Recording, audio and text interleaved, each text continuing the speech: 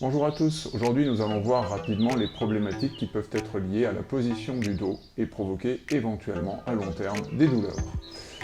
Le dos a des courbures naturelles qu'il faut essayer de respecter au maximum pendant chaque coup d'aviron et pendant toute la durée des exercices de l'entraînement, qu'il soit sur l'ergomètre comme ici ou qu'il soit en bateau. Pour arriver à gérer ces positions, il faut déjà arriver à percevoir les deux positions fondamentales du bassin. Le bassin positionné en antéversion, le haut du bassin pivote vers l'avant. Et la position dite en rétroversion, où le bassin pivote par l'arrière. Je vous invite à tester ces deux positions et à bien les percevoir sur votre ergomètre à l'arrêt.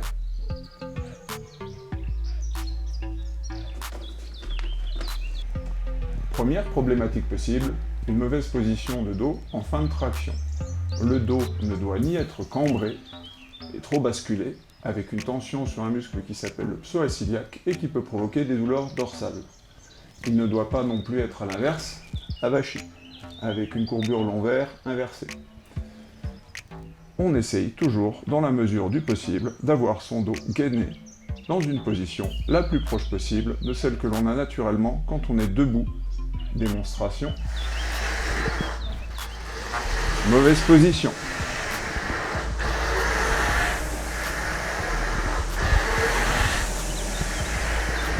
Mauvaise position numéro 2. Le dos trop basculé et une cambrure.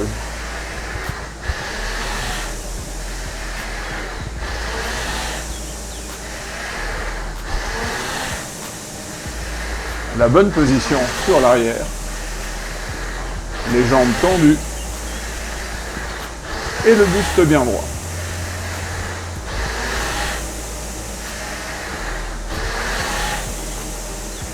Voilà pour les positions sur l'arrière. Je vous propose de passer au positionnement en début de phase de retour.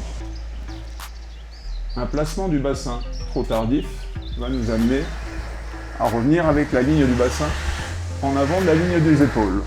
On voit bien que mon dos est complètement arrondi.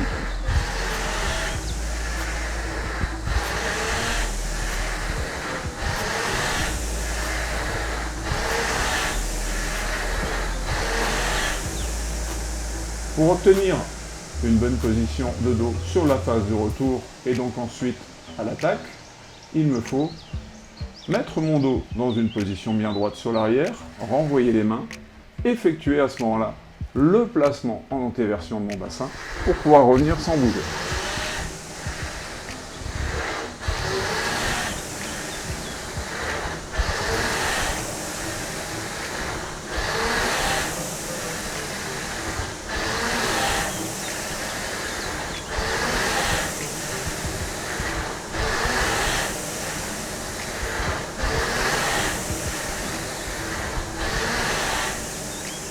Placer son bassin en début de retour peut ne pas être suffisant. Un dos mal gainé peut conduire également à une mauvaise position de la courbure lombaire. Démonstration.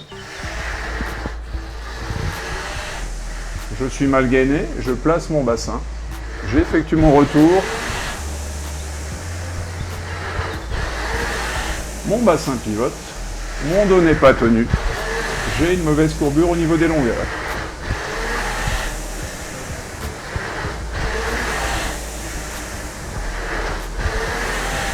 La bonne réalisation, je replace mon dos, je renvoie mes mains, je fais pivoter mon bassin, je garde ma courbure lombaire bien gainée, je reste bien droit et je reviens jusqu'à l'attaque sans me déplacer mon buste.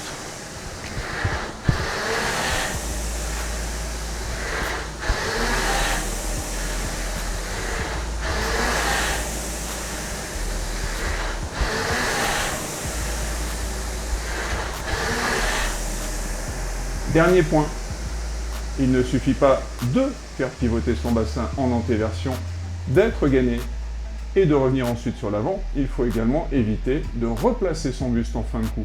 Le petit mouvement de buste qui consiste à se jeter sur l'avant et à repartir en arrière va également provoquer une déformation de la courbure au niveau lombaire et donc un risque de blessure au niveau du bas du dos. Démonstration. Bonne position arrière. Placement du bassin, gainage du dos, replacement à l'attaque. Bonne position arrière, placement du bassin, gainage du dos, replacement à l'attaque.